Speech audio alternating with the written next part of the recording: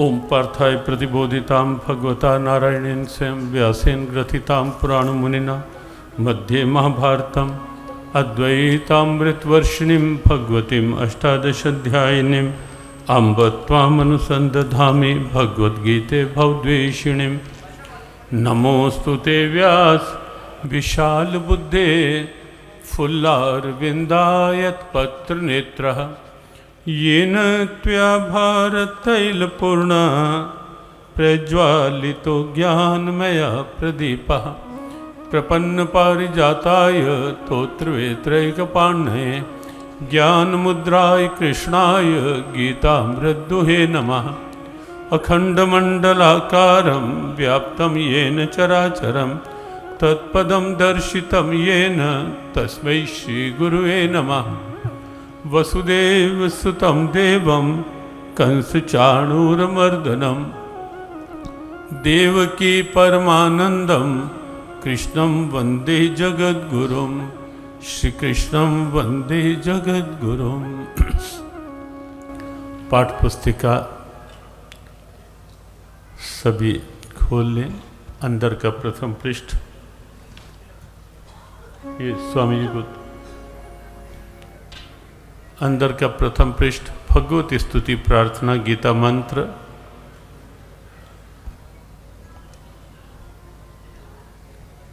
श्रद्धा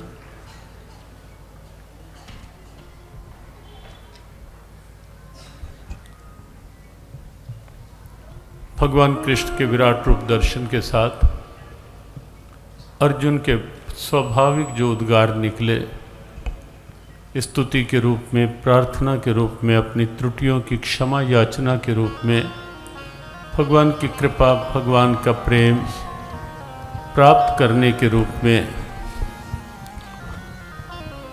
ये मंत्र गीता जी के अद्भुत 10 मंत्र हैं। आइए मिलकर उच्चारण करें। और इसी के साथ जो छोटे बच्चे अभी बाल संस्कार कक्षा के रूप में हमने देखा सुना, देश भर के बहुत से नगरों में इस प्रकार बच्चों में जो बाल संस्कार केंद्र और गीता जी के श्लोकों को उच्चारण करने का, कंठस्थ करने का और उन्हें एक प्रेरणा के रूप में, संस्कारों के रूप में आगे बढ़ाने का भाव चल रहा है, उसी भाव का यह एक स्वरूप। लेकिन ये संकेत जो शिक्षक हैं बच्चों के, और बच्चों को या तो अभी पहले ही छुट्टी दे दें क्योंकि सत्संग में हलचल ना हो, ये सभी ध्यान रखें। या तो बच्चे भी जा सकते हैं, नहीं तो चलते सत्संग के मध्य किसी प्रकार की हलचल नहीं, ये स्वयं शिक्षक ध्यान रखेंगे। संस्कृत में उच्चारण और फिर अर्थ समझने के लिए हिंदी में उच्चारण। स्थाने ऋषिकेश तव प्रकीर्त्या जगत् प्रहस्यत्यनुरज्यते च रक्षांसि भीतानि दिशो द्रवन्ति सर्वे नमस्यन्ति च सिद्धसङ्घः कस्माच्च तेन नमेरन् महात्मन् गरीयसे ब्रह्मण्याप्यादिकर्त्रे अनन्तदेवेश जगन्निवास त्वमक्षरं सत्तत्परं यत् त्वमदिदेवः पुरुषः पुराणस्त्वमस्य विश्वस्य परं निधानं वेत्तासि वेद्यं च परं च धाम त्वया ततं विश्वमनन्तरूप वायुर्यमोऽग्निर्वरुणः शशाङ्कः प्रजापतिस्त्वं प्रपितामहश्च नमो नमस्तेस्तु सहस्रकृत्वा पुनश्च भूयोऽपि नमो नमस्ते नमः पुरस्तादत्पृष्ठतस्ते नमोऽस्तु ते सर्वत एव सर्व अनन्तवीर्यामितविक्रमस्त्वं सर्वं समाप्नोषि ततोऽसि सर्वः सखेति मत्वा प्रस्वं यदुक्तं हे कृष्ण हे यादव हे सखेति अजानता महिमानं तवेदं मया प्रमादात् प्रणयेन वापि यच्चावहासार्थमसत्कृतोऽसि विहारशय्यासनभोजनेषु एकत्वाप्यच्युतत्समक्षं तत्क्षामये त्वामहमप्रमेयं पितासि लोकस्य चराचरस्य त्वमस्य पूज्यश्च गुरुर्गरीयान् न त्वत्समोऽस्त्यविदिककुतोऽन्यो लोकत्रयप्यप्रतिमप्रभाव तस्मात् प्रणम्य प्रणिधाय कायं प्रसादये त्वामहमीशमिद्यं पितेव पुत्रस्य सखेव सख्यो प्रियः प्रियायार्हसि देव सोढुम् अदृष्टपूर्वं हिष्ट्वस्मि दृष्ट्वा भयेन च प्रव्यथितं मनो मे तदेव मे दर्शय देवरूप प्रसीद देवेश जगन्निवास प्रसीद देवेश जगन्निवास। अर्थ समझ में आ जाएं और भाव बने, इसके लिए हिंदी में जो काव्य अनुवाद है पिछले पृष्ठ पर जो लिखा है गीता मंत्र हिंदी पद्य अनुवाद के साथ। प्रभु आपका कीर्तन करके ही है हर्षित जगत पाए अनुराग भी असुर भागते डर के दिशाओं में उचित है करे नमने सिद्ध सब तुम्हें ब्रह्मा के आदि बड़े सबसे हो नमस्कार क्यों ना करे आपको सत्या असत्या परे इससे भी तो सब कुछ प्रभु आप बस आप ही आदि देव भगवन सनातन भी हो परम धाम सबको सहारा भी दो तो सर्वज्ञ तुम जानने योग्य भी माया तुम्ही में जगत ये सभी यम वायु अग्नि वरुण चांद तुम पिता ब्रह्मा के और ब्रह्मा के तुम्हें नमस्कार तुमको हजारों ही बार नमस्कार भगवान है फिर नमस्कार नमस्कार आगे व पीछे से भी सब ओर से है नमस्कार ही ये सृष्टि ये सारी प्रभु सब कुछ सृष्टि के तुम ही तो हो माना प्रभु तुमको अपना सखा न पर भाग जाना कभी आपका प्रेम और परिवार में भर के ही कहा कुछ भी मैंने हो तुमसे कभी सोते जागते खाते हंसते हुए अकेले किसी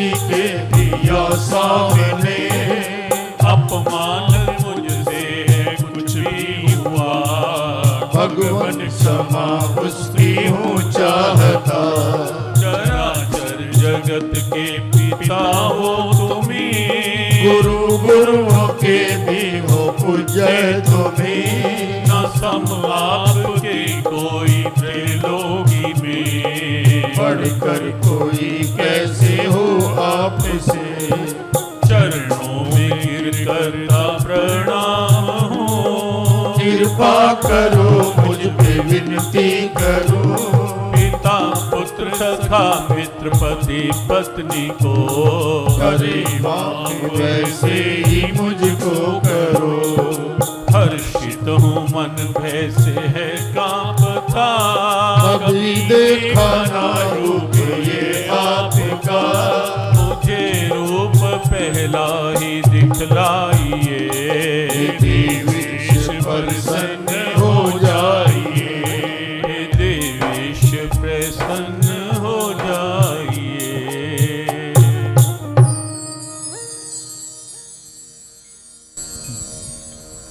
जीवन गीता गीत बन जाए या गीता जीवन गीत बन जाए। आइए प्रार्थना के स्वर गुनगुनाएं। लेकिन उससे पूर्व ये संकेत कि ये पाठ जो अभी हमने किया, ये भगवत गीता के 11वें अध्याय के 36 से 45 तक के श्लोक हैं, 10 श्लोक। ये आप कभी भी करें, उठते बैठते करें, जब कभी मन दुविधा में हो तो इन 10 श्लोकों का उच्चारण करें, पाठ करें। कहीं बाहर जा रहे हैं, घर से सफ़र में हैं, उस समय ये 10 श्लोक पाठ करके फिर आप आगे यात्रा में जाएं। रात को नींद नहीं आ रही या कहीं नकारात्मक सोच में मन उलझा हुआ है, सोने से पहले एक बार ये पाठ कर लें। केवल 2.5-3 मिनट लगेंगे इन 10 श्लोकों में, लेकिन बहुत सी समस्याओं का समाधान है ये गीता पाठ। ये मंत्र, ये स्तुति प्रार्थना के मंत्र, इसलिए इन 10 गीता मंत्रों को आप अपनी नियमित दिनचर्या का एक अभिन्न अंग बनाने का मन बनाएं, संकल्प बनाएं, ताकि गीता किसी भी प्रकार से हमारी दिनचर्या में रम जाए। आइए मिलकर ये प्रार्थना के स्वर भी उसी की एक कड़ी है। तीनों योग इस प्रार्थना में हैं। तीनों योगों के भाव के साथ ये प्रार्थना जीवन गीता गीत बने, इसलिए श्री कृष्ण कृपा कर दो ऐसी, गीता में जीवन हो जाए। श्री कृष्ण कृपा कर दो ऐसी, गीता में जीवन हो जाए। कर्म भक्ति ज्ञान की त्रिवेणी में तन मन बुद्धि पावन हो जाए। कर्म भक्ति ज्ञान की त्रिवेणी में तन मन बुद्धि पावन हो जाए। अहंकार मोह फल इच्छा रहित हो कर्म मेरे भाव भक्ति सहित। अहंकार मोह फल इच्छा रहित हो कर्म मेरे भाव भक्ति सहित। हो कर्म मेरे भाव भक्ति सहित। हो कर्म मेरे भाव भक्ति सहित। कर्म धर्म बने, कर्म योग बने, हर कर्म प्रभु अर्पण हो जाए। कर्म धर्म बने, कर्म योग बने, हर कर्म प्रभु अर्पण हो जाए। हर कर्म प्रभु अर्पण हो जाए, तन मन बुद्धि पावन हो जाए। हर कर्म प्रभु अर्पण हो जाए, तन मन बुद्धि पावन हो जाए। श्री कृष्ण कृपा कर दो ऐसी, गीता में जीवन हो जाए।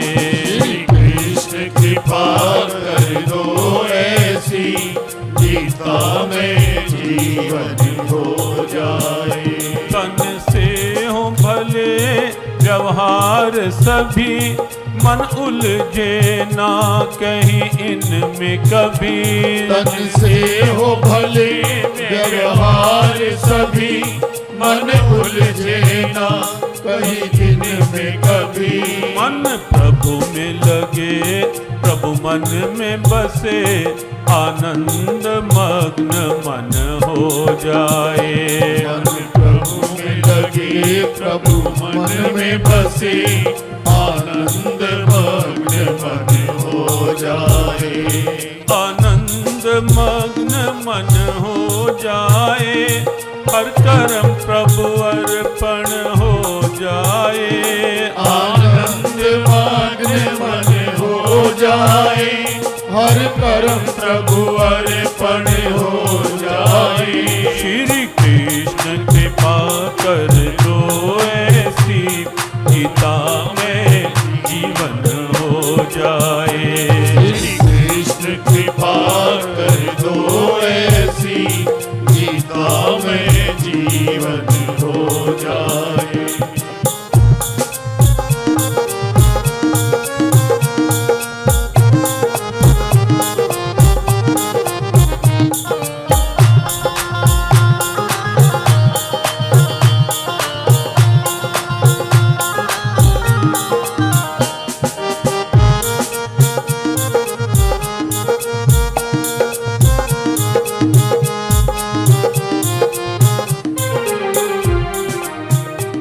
गीता ज्ञान है अमृत रस की खान, अनुभव करता कोई भाग्यवान। गीता ज्ञान है अमृत रस की खान, अनुभव करता कोई भाग्यवान। अनुभव करता कोई भाग्यवान। अनुभव करता कोई भाग्यवान। सत सत शुभ शुभ की कर पहचान, सत से अपनापन हो जाए। सत सत शुभ शुभ की कर पहचान, सत से अपनापन हो जाए। सत से अपनापन हो जाए, प्रभु से अपनापन हो जाए। सत से अपनापन हो जाए, प्रभु से अपनापन हो जाए। श्री कृष्ण कृपा कर दो ऐसी, गीता में जीवन हो जाए। श्री कृष्ण कृपा कर दो ऐसी, गीता में जीवन हो जाए। जियो गीता की है पुकार यही, शांति सद्भाव का सार यही। जो गीता की है पुकार यही, शांति सद्भाव का सार यही। शांति सद्भाव का सार यही। शांति सद्भाव का सार यही। गीता तन मन गीता जीवन, गीता में कण कण हो जाए। गीता तन मन गीता जीवन, गीता में कण कण हो जाए। गीता में कण कण हो जाए, आनंद मग्न मन हो जाए। गीता में कण कण हो जाए, आनंद मग्न मन हो जाए।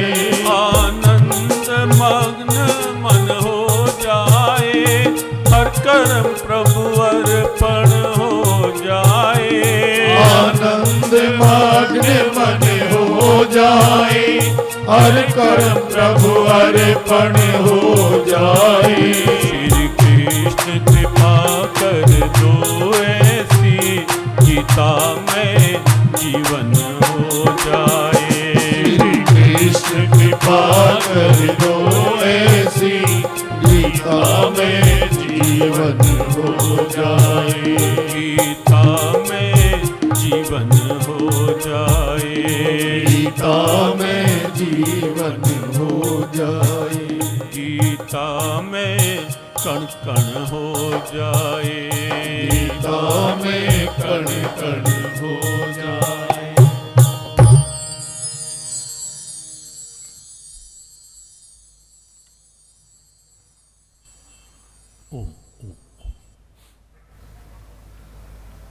नारायण नारायण नारायण नारायण। सभी शांत, सत्संग स्थल में आपस में बात नहीं। ये अग्रिम पंक्ति में बच्चे बैठे जो हैं, ये पीछे ही बैठेंगे तो अच्छा रहेगा, सामने की पंक्ति में नहीं। सत्संग स्थल में मोबाइल का प्रयोग भी नहीं, ये सभी ध्यान रखेंगे। सत्संग के समय मोबाइल का प्रयोग भी नहीं और आपस में बात भी नहीं। छोटे बच्चे यदि किन्हीं के साथ हैं, शांत रहें, अच्छा है। आवाज़ करने लगें तो अपने आप ही पीछे चले जाएं। सत्संग के समय केवल सत्संग का भाव, सत्संग स्थल है, सत्संग के लिए स्थल है, इसलिए सभी बिल्कुल शांत, मौन, एकाग्र भाव।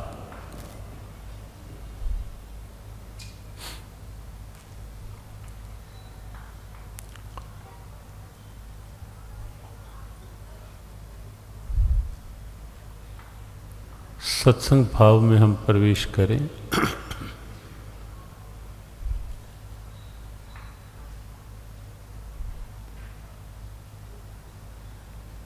हमारे अंबाला सदर, अंबाला छावनी क्षेत्र से बहुत कर्मठ 7 बार के विधायक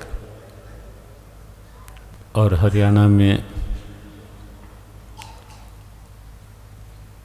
कर्मठ कैबिनेट मंत्री और प्रारंभ से ही जो श्रीमद् भगवद गीता के कर्म योग के साथ अपनी समग्र कर्तव्य निष्ठा अपने कर्तव्य में जोड़ते हुए राजनीतिक क्षेत्र का एक अलग सा उदाहरण है। ऐसे हमारे प्रिय अनिल विज यहाँ भी उपस्थित हुए हैं। बहुत बहुत शुभकामना, मंगल का।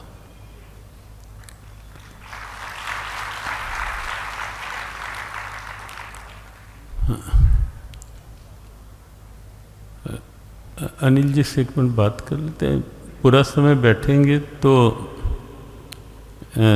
अच्छा है, नहीं तो 2 शब्द पहले, अगर पूरा समय बैठेंगे तो पश्चात में फिर आपके 2 बैठ बहुत। ओ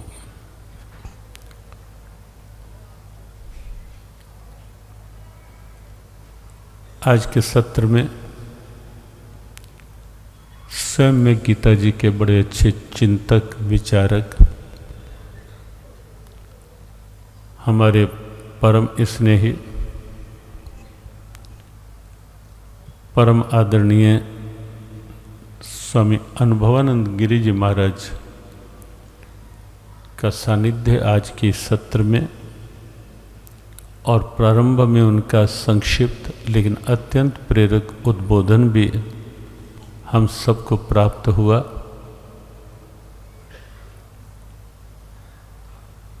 जो चर्चा पिछले 2 दिनों में प्रारंभ हुई उसी को लेकर हम आगे बढ़ते हैं। श्रीमद् भगवद गीता में दृष्टि की बात को लेकर के कल स्पष्ट किया गया था कि दृष्टि में देखने में कितना अंतर होता है। और भगवद गीता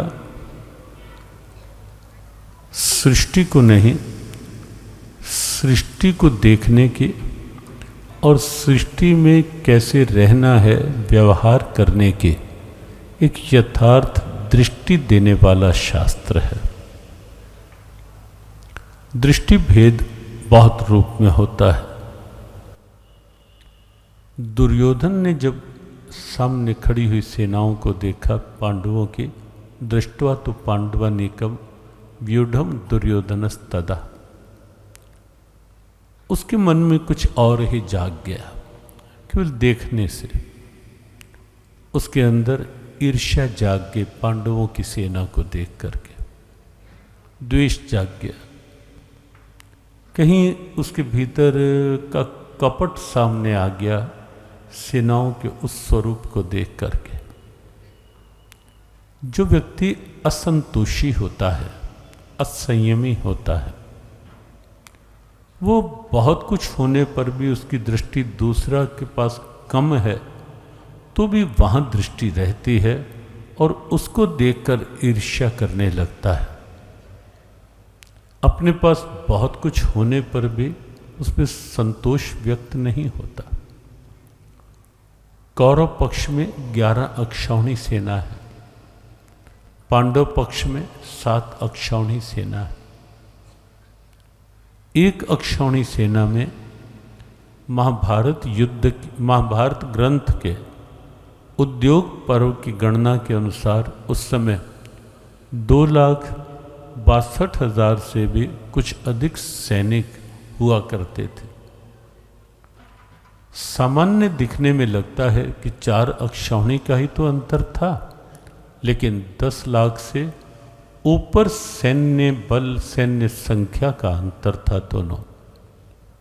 लेकिन तो भी दुर्योधन को लगता है कि जब जा कर के आचार्य द्रोण से कहता है दुर्योधन कि आचार्य, भीष्म के द्वारा रक्षित हमारी सेना अपर्याप्त है, अपर्याप्तम त्विदमेतेषाम बलम भीष्माभिरक्षितम।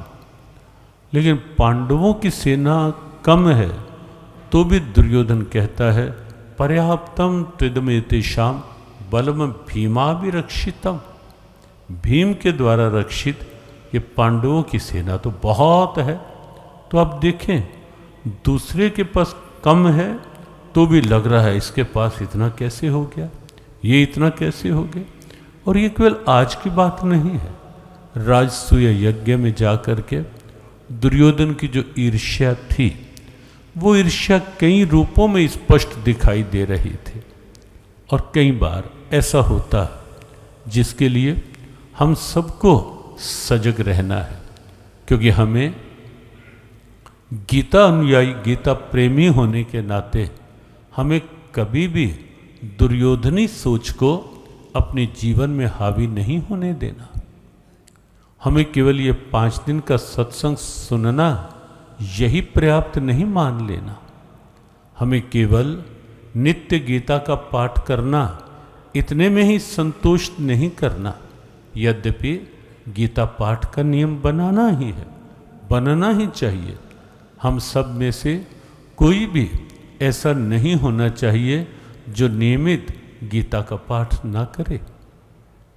बल्कि हम सभी क्यों, हाँ सबके परिवार, आगे परिवार के साथ हो सके तो हमारे जितने संपर्क हैं वो सोशल मीडिया के हैं या व्यावसायिक हैं, पारिवारिक हैं, सामाजिक हैं, किसी भी प्रकार के संपर्क हैं, हमें अपने उस भाव का, अपनी उस निष्ठा का उपयोग वहाँ तक उस भाव को, गीता जी को और आगे बढ़ाने में करना है, करना ही चाहिए। लेकिन साथ ही साथ ये भी समझना है, ये भी मानना है कि केवल गीता पढ़ लेना यही पर्याप्त नहीं है। गीता जी में जो दुर्योधनी सोच है प्रारंभिक श्लोकों में, हमें उससे सजग भी रहना है कि कहीं ये दुर्योधनी सोच हमारे ऊपर हावी ना हो जाए। और दुर्योधनी सोच में अब कई पक्ष देखेंगे, वहीं राजसूय यज्ञ से लेकर और वहाँ से भी क्यों, प्रारंभ से ही आप देखें, खेल खेल में ही भीम को विष भरे लड्डू विषैली मिठाई खिलाने का एक कुत्सित सा भाव दुर्योधन ने बचपन में ही बना लिया था कि भीम समाप्त हो जाए। वहीं से कहीं ना कहीं ईर्ष्या पाल ली थी, द्वेष ठान लिया था, और ऐसी कि बड़ी घृणित सी सोच जीवन में लगातार चलती चली आ रही थी।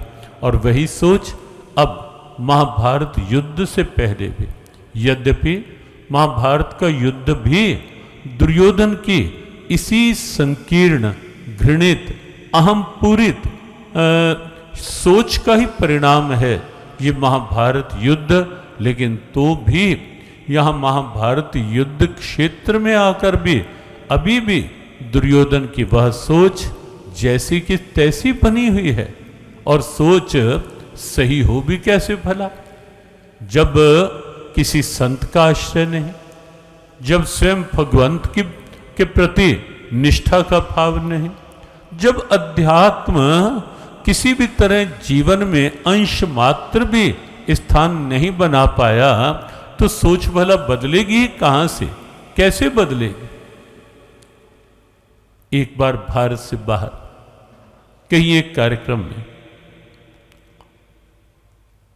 हमने कुछ युवा थे, स्वभाव है जहां युवक होते हैं कुछ उनके क्वेश्चंस इनवाइट करने का, कि प्रश्न, कोई मन में प्रश्न हो किसी के तो बिल्कुल खुले संवाद हो कि हमारी भारतीय संस्कृति पूरी की पूरी सनातन परंपरा के ग्रंथ पूरी तरह से संवादात्मक शैली में है, आदेशात्मक नहीं।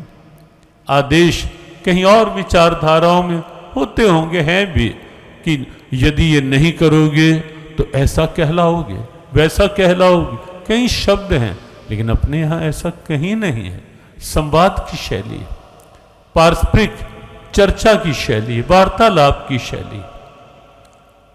तो जब ये कहा गया कि किसी के मन में कोई प्रश्न हो, एक युवक ने खड़े होकर सभा में प्रश्न किया, कहा कि स्वामी जी, भगवान कृष्ण ने अर्जुन को गीता सुनाई, अर्जुन तो पहले से अच्छा था, हाँ कुछ देर के लिए, कुछ जैसे सूर्य के आगे कुछ समय के लिए बादल आ जाते हैं, या कभी कुहासा छा जाता है, कोहरा, फिर छट जाता है।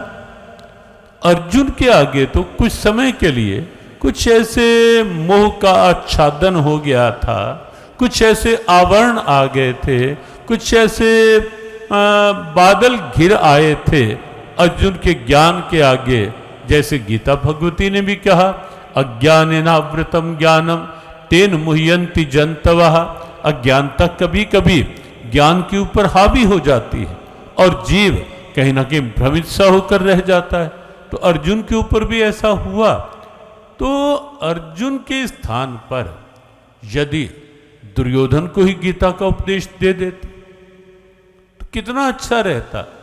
दुर्योधन की बुद्धि ठीक हो जाती तो शायद महाभारत युद्ध होता ही ना। प्रश्न ठीक बनता था, ठीक लगता था, और सबको लग रहा था ऐसा कि इस युवक ने जो प्रश्न किया है वो प्रश्न तो सही है कि गीता का उपदेश अर्जुन के स्थान पर दुर्योधन को ही दे दिया जाता। अर्जुन को कहा कि तस्माद् युध्यस्व भारत, हे भरतवंशी अर्जुन, तू युद्ध के लिए तैयार हो जा। लेकिन दुर्योधन को उपदेश दे देते तो शायद युद्ध होता ही ना। हमने कहा बिल्कुल ठीक बात है, होना भी यही चाहिए था। लेकिन आगे दुर्योधन अपनी सोच को कहीं विनम्रता की स्थिति में तो लाता, कहीं कुछ जिज्ञासा तो बनाता, कहीं कोई मन तो बनाता कि मैं कुछ किसी की बात सुनूं, समझूं, सीखूं और कुछ अपने आप को सन्मार्ग पर ले जाने का प्रयास करूं। जिज्ञासा भीतर कुछ तो जगे ना, तभी तो उपदेश भी अपना काम करेगा। और एक बात हमने कई बार कही, बरसात हो रही हो, पिछले 2 दिन अच्छी बरसात हुई, लेकिन प्रभु कृपा ये भी रही कि प्रातःकाल के ध्यान साधना हो या पिछले 2 दिन का सत्संग हो। सत्संग के समय बिल्कुल सब ठीक हो जाता था और सत्संग दोनों दिन और ध्यान साधना का सत्र भी दोनों दिन बिल्कुल ऐसे का ऐसे शांत वातावरण में चलता रहा। ये भगवान की कृपा। लेकिन मान लो बरसात हो रही है, अब पात्र किसी ने उल्टा करके रखा हुआ है, बरसात हो भी रही है, तो उस पात्र में भला कहाँ लाभ मिल जाएगा उस बरसात का।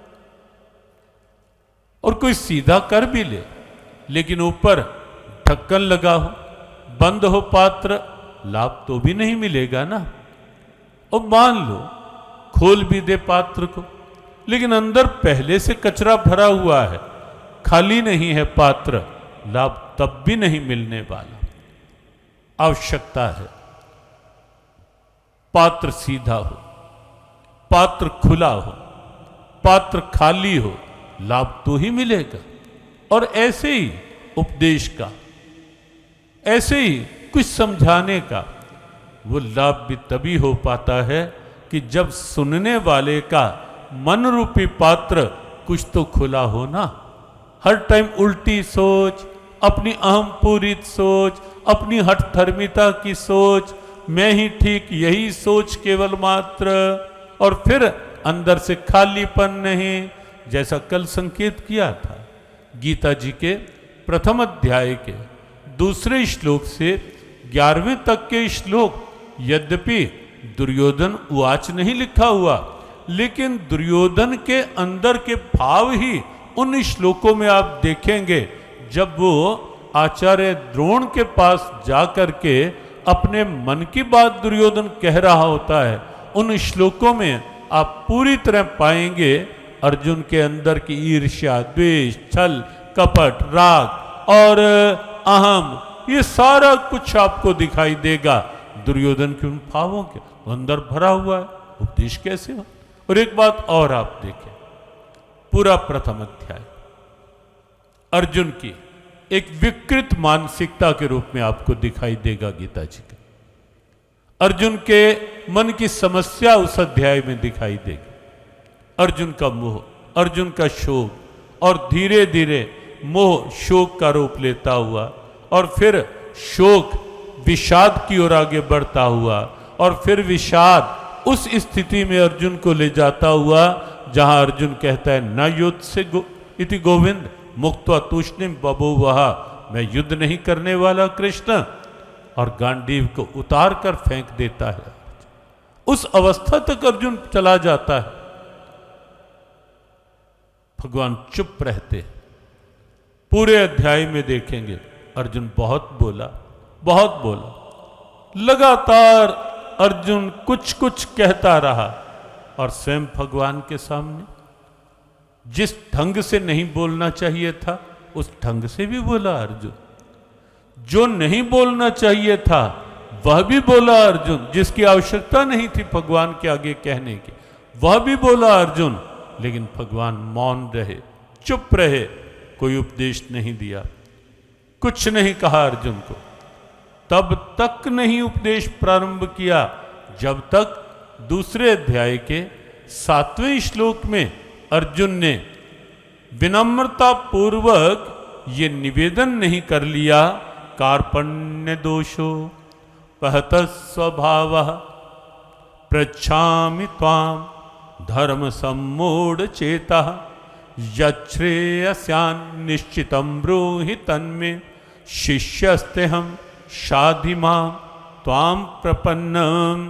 कृष्ण, कृपणता के दोष से ढकी हुई मेरी बुद्धि निर्णय नहीं कर पा रही मेरे लिए अच्छा क्या है, बुरा क्या है, मेरे लिए श्रेय क्या है, प्रेय क्या है, मेरे कल्याण का मार्ग कौन सा है और मेरे पतन का मार्ग कौन सा है। कृष्ण, मैं नहीं समझ पा रहा, और इसलिए आप आपके शिष्य के रूप में आपकी शरण में हूं। जो मेरे लिए उचित हो वो मुझे उपदेश दो केशव, वो मुझे ज्ञान दो केशव, वो मुझे शिक्षा दो। शिष्यस्ते हम शाधि मां त्वाम प्रपन्न। और एक संकेत आपसे करें, दूसरे अध्याय का यह 7वां श्लोक, भगवान ना करे जब जब जीवन में कहीं लगे कि कोई दुविधा की स्थिति है, कुछ असमंजस किसी स्थिति है, कोई ठीक निर्णय नहीं हो पा रहा, क्या करूं क्या ना करूं, कहां जाना चाहिए कहां नहीं जाना चाहिए, क्या करना चाहिए क्या नहीं करना चाहिए, जब अंदर आशंकाएं खड़ी हों, दुविधाएं खड़ी हों, जब अंदर संशय संदेह अपना बहुत अधिक प्रभाव बना रहे हों, तब अर्जुन बन जाना। गीता जी के दूसरे अध्याय के इस 7वें श्लोक का आश्रय लेना, इसका पाठ करना, इसका अनुष्ठान करना, और बिल्कुल खुले मन से, खिले मन से और खाली मन से भगवान कृष्ण के आगे अर्जुन बन करके इस श्लोक के रूप में अपना निवेदन उनके चरणों में रखना। आपको लगेगा ये श्लोक आपके सही मार्गदर्शक की भूमिका निभाएगा। आपको निश्चित अनुभव होगा गीता का यह बहुत दिव्य मंत्र है। दूसरे अध्याय का 7वां श्लोक दुविधाओं से उबारने में आपकी बहुत सहयोगी भूमिका निभाएगा। बहुत अद्भुत मंत्र। अस्तु, बात चल रही थी कि अर्जुन को भी तब तक भगवान कृष्ण ने उपदेश देना प्रारंभ नहीं किया जब तक अर्जुन ने स्वयं नहीं स्वीकारा कि कृष्ण मुझे उचित शिक्षा दो, मैं आपकी शरण हूं इस समय, उसके पश्चात जाकर के उपदेश प्रारंभ हुआ। और दुर्योधन, कल कहा था ना कि भगवान दुर्योधन के पास पहुंच गए। वैसे तो उपदेश के लिए शिष्य को गुरु के पास आना चाहिए, भक्त भगवान के पास जाए, लेकिन दुर्योधन के पास तो स्वयं भगवान चलकर पहुंच गए थे और जाकर दुर्योधन को समझाने का प्रयास किया था। दुर्योधन से बहुत आग्रह किया था कि दुर्योधन किसी तरह मान जा, आधा राज्य नहीं तो केवल 5 गांव दे दे दुर्योधन, 5 पांडवों को युद्ध का विचार त्याग दे। लेकिन दुर्योधन नहीं माना। अब आप सोचें, उपदेश कहां काम करेगा? स्वयं भगवान समझा रहे हैं, लेकिन नहीं दुर्योधन मान। तो दुर्योधनी सोच, उससे बचना है जीवन, उससे ऊपर उठना है जीवन। और दुर्योधनी सोच वह सोच है जो अपार सेना होते हुए भी कहीं ना कहीं अंदर की सिकुड़ी हुई स्थिति तक सीमित रख देती है अपने को। कई बार एक बात आती है कि कौरवों का सैन्य बल अधिक,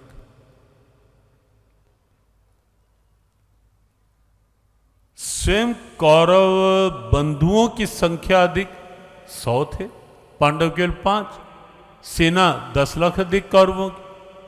और यदि योद्धाओं की भी आप गिनती करें तो कौरवों के पास कहीं अधिक बलशाली योद्धा थे, पांडवों से कम नहीं थे। और ऐसे ऐसे योद्धा थे जिनको कई तरह के वर प्राप्त थे। पितामह भीष्म कल बताया था, इच्छा मृत्यु का वर। आचार्य द्रोण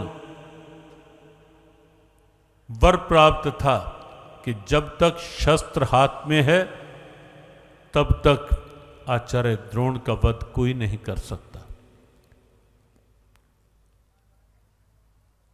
और आचार्य द्रोण का यह संकल्प था कि अगर मुझे ये समाचार मिल गया कि मेरा पुत्र अश्वत्थामा मारा गया है, उसके पश्चात मैं शस्त्र नहीं उठाऊंगा, मैं शस्त्र छोड़ दूंगा।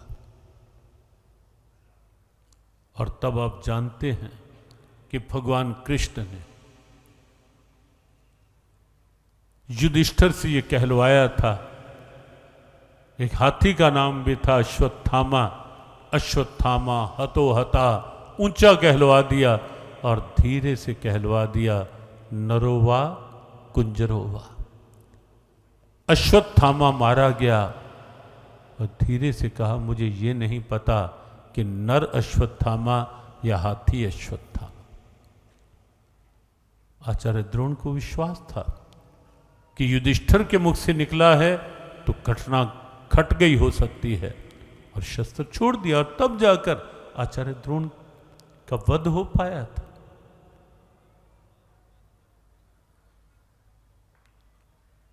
कर्ण के पास अमोघ शक्ति थी और ऐसे बहुत सी स्थितियां, लेकिन तो भी विजय पांडवों की हुई युद्ध में, कौरवों की नहीं।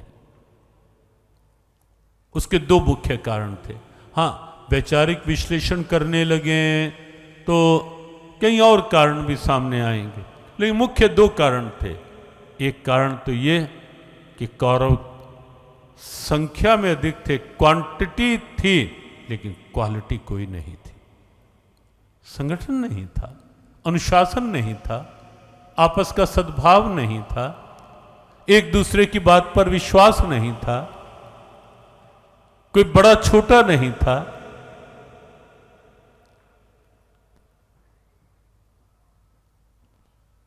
संख्या क्या करती?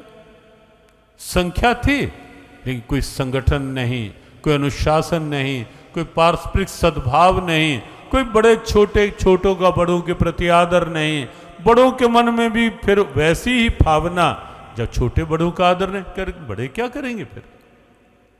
कुछ नहीं था ऐसा। और पांडवों में 5 थे, लेकिन एक ने, अगर युधिष्ठिर ने कोई बात कह दी, बस सब वहीं मौन। कुंती ने आदेश दे दिया, उसके बाद कोई प्रश्न ही नहीं। और यहां दुर्योधन को किसने नहीं समझाया? सबने समझाने का प्रयास किया, लेकिन नहीं, कुछ नहीं, किसी की बात माननी नहीं। तो वहां संगठन था, पारस्परिक सद्भावना, अनुशासन था, मर्यादाएं थी, परंपराओं का सम्मान था पांडवों में। और सबसे बड़ी बात ये, जो कौरवों के पास नहीं थी, सबसे बड़ी बात ये कि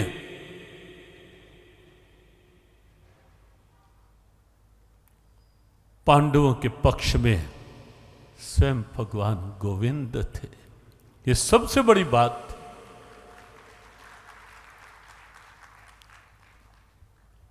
अर्जुन की दृष्टि, लौट चलते हैं उसी प्रसंग में दृष्टि के भाव के साथ। अर्जुन की दृष्टि में केवल कृष्ण थे, केवल कृष्ण। और वो दृश्य हम सब जानते हैं। हम केवल दृष्टि के भाव को लेकर अब आगे सूत्रात्मक चर्चा करेंगे। ये हम सब जानते हैं इस घटना को, लेकिन दृष्टि कहां थी, किसकी, वो आप देखें। युद्ध का निश्चय हो चुका था। दोनों पक्ष, कौरव पांडव और राजाओं को अपने अपने पक्ष में करने के लिए प्रयासरत थे। और उसी क्रम में भगवान कृष्ण के पास भी पहुंचे। पहले दुर्योधन पहुंचा था, ये सोचकर कि मैं पहले जाकर अपने पक्ष में कर लेता हूं। संयोग था, भगवान कृष्ण विश्राम की मुद्रा में थे। दुर्योधन गया, देखा और जाकर सिराने बैठ गया। अभिमानी है, इगोइस्टिक पात्र है महाभारत का ये। अहम भरा हुआ है अंदर, और अहंकार सर चढ़कर बोलता ही है। सिराने आराम से अपनी उसी अहम पूरित मुद्रा में बैठ गया। कुछ ही समय में अर्जुन भी आ गया। अर्जुन ने देखा भगवान कृष्ण विश्राम में। और दृष्टि की बात हमें केवल यहां पकड़नी है कि किसकी कहां दृष्टि है। अर्जुन भी आया। अर्जुन ने देखा भगवान कृष्ण विश्राम में। परंपराओं का सम्मान तो है ही ना, कि कहां किसके सामने परंपराएं क्या होती हैं, कहां किसके सामने कैसी बात करनी है, कहां किसके सामने कैसे बैठना है, ये सब भी सनातन परंपराओं के अंतर्गत आता है। कहां कैसा व्यवहार, कहां कैसा आहार, ये सब परंपराओं के अंग। अर्जुन आया, देखा भगवान कृष्ण विश्राम की मुद्रा में, चुपके से, कहीं निद्रा भंग ना हो जाए, मैं कारण ना बनूं भगवान कृष्ण की निद्रा में बाधा डालने का। चुपके से अंदर आया और आकर देखते ही श्री चरणों की ओर विनम्र भाव से हाथ जोड़कर सामने खड़ा रहा, कि तब तक बैठा भी नहीं, सामने खड़ा हो गया। हाथ जुड़े हुए हैं, आंख नीची है, हल्का सा सर झुका हुआ है, एक मर्यादा है। नेत्र खुलते हैं प्रभु के, दृष्टि सामने पड़ती है। स्वाभाविक था, विश्राम में जो होगा आंख खुलेगी तो आंख सामने जाएगी। सामने भगवान थे। भगवान के सामने अर्जुन। दृष्टि पड़ते ही श्री कृष्ण ने पूछ लिया, पार्थ यहां कैसे? अर्जुन चुप, मौन, उत्तर बन नहीं पा रहा था, आनंद में था। भगवान की दृष्टि मिल गई। भगवान ने मुस्कुराकर पूछ लिया, पार्थ कह दिया। इससे बढ़कर भक्त को चाहिए भी क्या? वाणी पर नाम, सीधी दृष्टि, मुस्कान। ये जो यहाँ जो स्मृति चिन्ह संस्था की ओर से दिए गए, ये केवल स्मृति चिन्ह नहीं है, ये गीता जी का एक वाक्य है। क्योंकि जीव गीता का जो प्रयास है, घर घर में गीता के सूत्र हो, घर घर में गीता हो। केवल गीता जी घर में रखी जाए या जबरदस्ती गीता जी पकड़ाते जाएं दरवाजे खटखटाकर या गाड़ियों के शीशे नॉक करके जबरदस्ती पकड़ाते रहें, ये जीव गीता का मंतव्य नहीं। जीव गीता का भाव है कि गीता के सूत्र घर में पहुंचे, गीता की प्रेरणाएं घर में पहुंचे। और इसीलिए ये जो साथ सबको दिया गया है, ये इसलिए बताया जा रहा है कि सभी केवल ऐसे नहीं कि घर ले जाएं और ऐसे रख दें। इसमें 7 दिन 7 गीता सूत्र हैं और एक एक सूत्र आप देखेंगे, पढ़ेंगे, ये बिल्कुल अपनी टेबल पे रखें घर में, और एक एक सूत्र आप पढ़ेंगे यदि, तो आपको लगेगा ग्रस्त आदर्श कैसे बन सकता है गीता के अनुसार। आदर्श ग्रस्त की क्या प्रेरणा हो सकती है गीता के अनुसार, वो आपको 7 छोटे छोटे सूत्र इसमें से आपको मिलेंगे। ये केवल 7 सूत्रों में एक आदर्श ग्रस्त गीता के अनुसार। और ऐसे ही ये जो दिया गया सबको, कि सबकी टेबल पर हो, सबके सामने हो। गीता जी का एक छोटा सा वाक्य है, प्रसीद देवेश जगन निवास, ये गीता जी का आप्त वाक्य है। अर्जुन ने कहा, हे नाथ, आप सदा हम पर प्रसन्न रहे, आपकी प्रसन्नता सदैव बनी रहे। और भगवान की प्रसन्नता बनी है तो अपने आप सब। और ये स्तुति पाठ भी जो किया हमने, इसमें भी जो अंतिम शब्द है वो यही है, प्रसीद देवेश जगन निवास। हे देवेश प्रसन्न हो जाइए, हे देवेश प्रसन्न हो जाइए।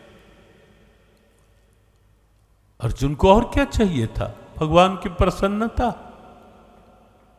अर्जुन चुप था, दुर्योधन पीछे बैठा था। अहंकार का पर्याय है दुर्योधन, और अर्जुन ऋजु है, विनम्र है, सरल है, विनम्रता का पर्याय है अर्जुन। जीवन में एक बात अवश्य होनी चाहिए, और इसीलिए बीच बीच में सूत्र दिए जा रहे हैं कि हमें कैसे बनना है। केवल हमें कोई पाठ्यक्रम पूरा नहीं करना, या केवल गीता जी के श्लोक पढ़कर नहीं सुनाना। हाँ, वो बीच में सूत्र आ जाए अच्छा है, और श्लोक आ जाए ठीक, लेकिन केवल हमें कोई विद्वत्ता नहीं, हमें तो जीवन का सार लेना है कि इन 5 दिन के सत्संग से पहले हम क्या थे, और 5 दिन के सत्संग के बाद हमें क्या होना है, क्या होना चाहिए। उसके लिए ये कुछ सूत्र हैं जीवन के, वो हमें लेने ही चाहिए, प्रयास करना चाहिए। हमारे भाव अर्जुन की तरह, दुर्योधन की तरह नहीं। अर्जुन मौन था, दुर्योधन पहले बोल पड़ा, कृष्ण इससे पहले तो मैं आकर के बैठा हूं, अहम है ना, मैं आकर बैठा हूं पहले, और बैठा कहां है? तब भी बात उसी तरह तन कर बैठे बैठे ही दुर्योधन बात कर रहा है। तब भी ये नहीं सोचा कि मैं उठकर सामने आ जाऊं, खड़े होकर बात कर लूं। तब भी वहीं बैठा है सिर के ऊपर, वहीं से कृष्ण इससे पहले तो मैं आकर बैठा हूं। और फिर वही होना था जो हुआ, कि पीछे बैठा है तो भगवान कृष्ण ने अपनी दृष्टि घुमाई ऐसे कि कुछ रहस्यकारों ने, कुछ चिंतकों ने वहीं से एक बात पकड़ ली कि महाभारत युद्ध तो जब होगा सो होगा, लेकिन युद्ध का निर्णय तो आज ही हो गया। पूछा कैसे? बिना युद्ध हुए निर्णय? कहा हाँ, जिस पर भगवान की सीधी दृष्टि पड़ गई वो जीत गया, और जिस पर भगवान की टेढ़ी दृष्टि पड़ गई वो हार गया। अहंकार कहीं ना कहीं टेढ़ी दृष्टि का कारण बना, सहजता जीवन। भगवान ने कहा ठीक है दुर्योधन, तेरा भी स्वागत, आया है तो। कैसे आए? युद्ध है, सहायता के लिए। और तब भगवान ने जब कहा, यहां दृष्टि की बात आप देखना, तब जब भगवान ने कहा दोनों आए हो, मेरे लिए सब बराबर हैं, समोहम सर्वभूतेषु न मे द्वेषो अस्ति न प्रियः, 9वें अध्याय का बहुत महत्वपूर्ण 29वां श्लोक। मेरे लिए सब समान आए हो, दोनों के लिए कुछ, दोनों को कुछ दूंगा। हाँ, इतना अवश्य है, एक और मैं रहूंगा निहत्था निशस्त्र, युद्ध करूंगा नहीं, शस्त्र उठाऊंगा नहीं, प्रतिज्ञा पक्की है मेरी। और एक और मेरी दिव्य अस्त्र शस्त्रों से युक्त नारायणी सेना रहेगी, जिसको जो मांगना है मांग। दुर्योधन ने कहा पहले मुझे मांगना है, मैं आया हूं। अर्जुन तब भी मौन, कि जैसा प्रभु चाहे।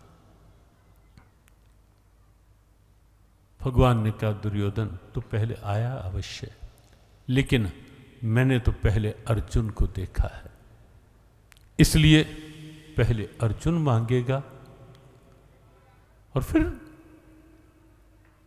तेरे लिए होगा ही बाकी। और अर्जुन की दृष्टि जो थी वो तो केवल कृष्ण। वह ये अंतर है सोच का भी और ये अंतर है परिणाम का भी। अर्जुन की दृष्टि कृष्ण पर थी। अर्जुन ने कहा केशव मुझे तो आप चाहिए, केवल आप। दृष्टि वहां है।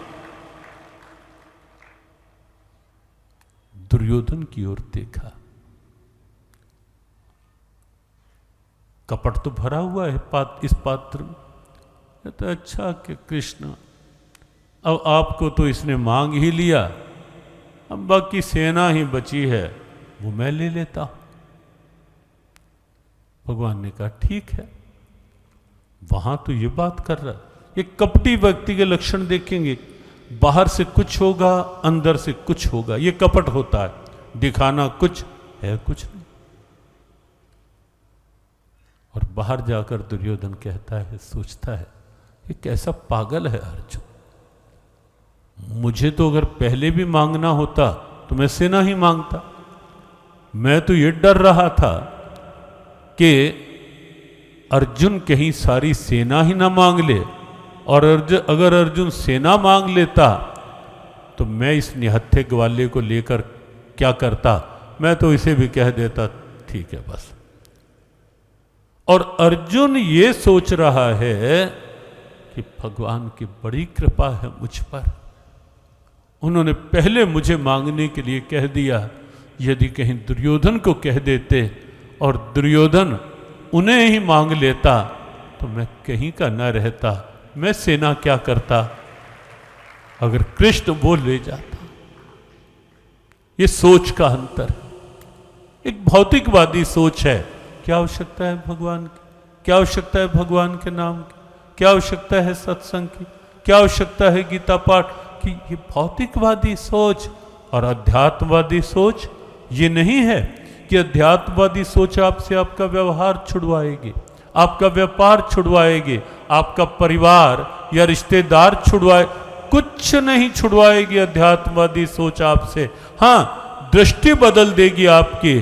जो कल बताया था कि गीता देती ऐसी दृष्टि, आनंदमय हो जाती सृष्टि।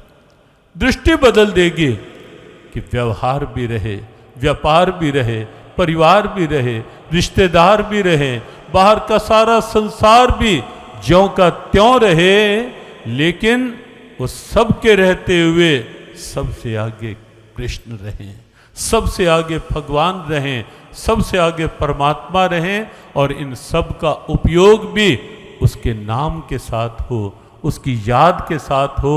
और इसीलिए जो सूत्र दिए जाते हैं, सबसे पहला काम प्रभु का नाम और फिर हर काम प्रभु के नाम। ये अध्यात्मवादी सोच। काम होंगे लेकिन भगवान को भूल कर नहीं, भगवान को किनारे रख कर नहीं, ये सोच कर नहीं कि सुबह उठे बस खा लो पी लो, भागो दुकान में ऑफिस में, कोई है ही नहीं कुछ। रात को आओ थके हारे सो जाओ। ये भौतिकवादी दिनचर्या है। और अध्यात्मवादी दिनचर्या, पहले कुछ क्षण शांत बैठे, जहां मैं और मेरे भगवान, और अवश्य होना चाहिए कुछ क्षण ऐसा जहां मैं हूं और मेरे प्रभु हैं, कनेक्शन जुड़ा हुआ हो, भाव बना हुआ हो। आज हम कहीं बैठे थे कुछ बच्चों के साथ, स्वाभाविक ही किसी परिवार, बात चल रही थी। हमने कहा बच्चों कुछ मिनट अवश्य निकालो करो सुबह, भले ही 5-7 मिनट निकालो, आराम से बैठो, ध्यान करो, कुछ गीता पाठ करो। क्यों? कारण और लाभ?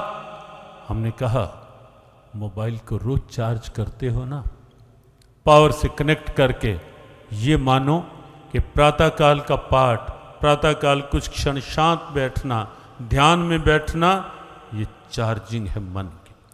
और विश्व के विज्ञान में, पूरी मैटेरियलिस्टिक साइंस में, पूरी जो मैटेरियलिस्टिक साइंस है, कहीं भी विश्व में किसी शॉपिंग मॉल में, किसी डॉक्टर के पास मन के लिए आज तक कुछ भी नहीं बना।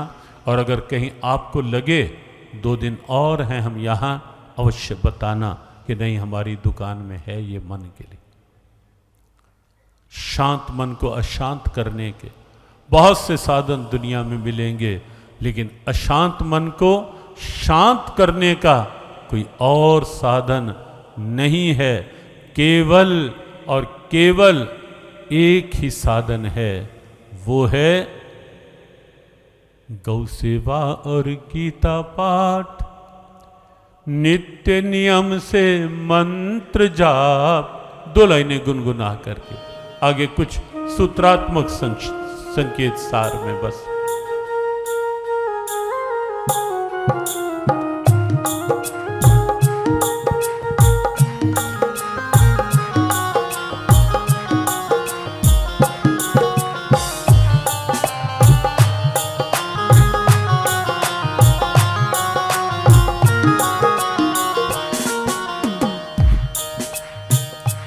गौ सेवा और गीता पाठ, नित्य नियम से मंत्र जाप।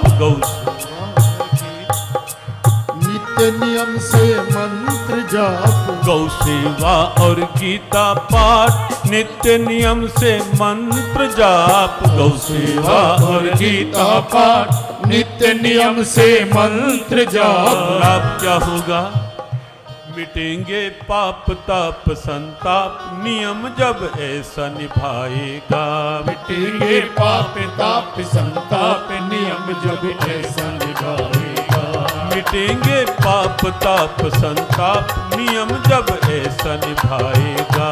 मिटेंगे पाप ताप संताप, नियम जब ऐसा निभाएगा। अरे मन कर ले गीता पाठ, यही तेरे काम आएगा।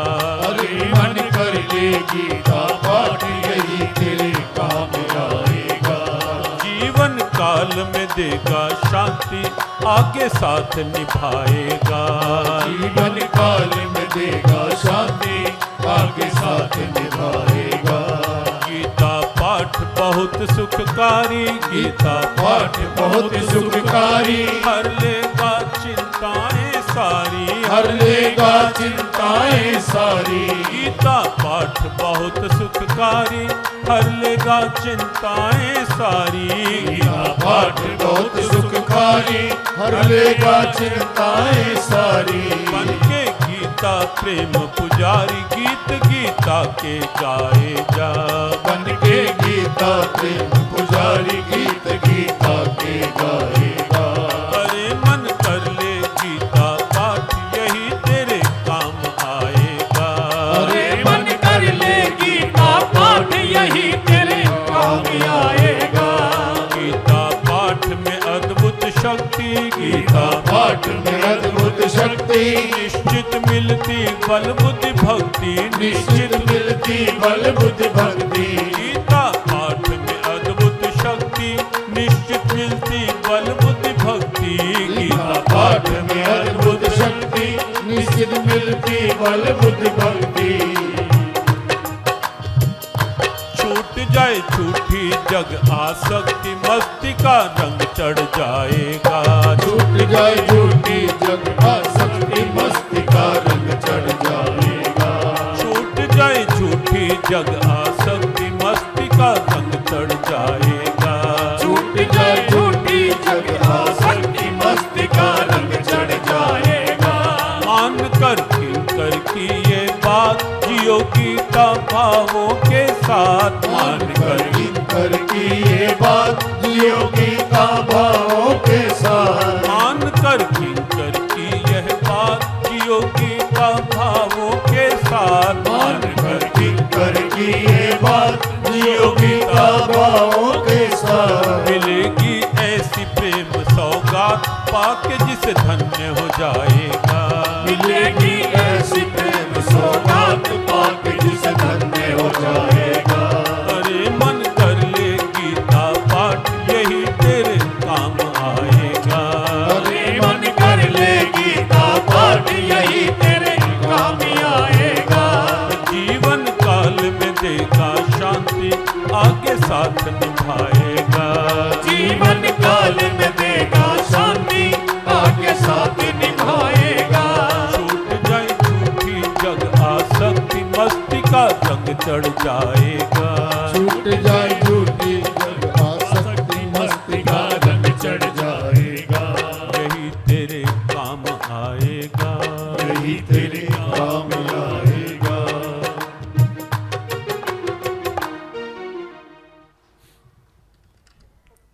दुर्योधनी सोच नहीं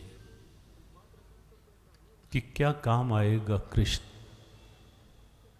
काम तो सेनाएं आएंगी, अस्त्र शस्त्र आएंगे काम।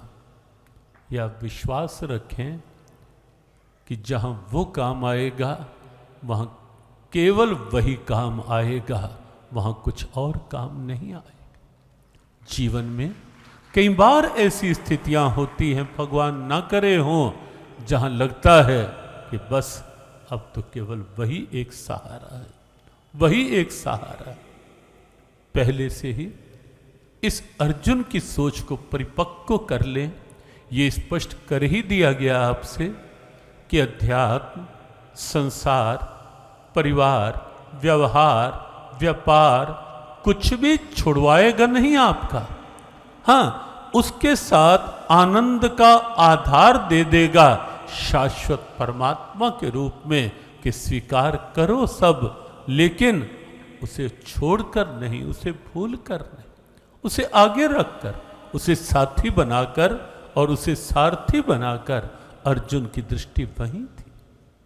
कृष्ण, मुझे आप चाहिए, केवल आप।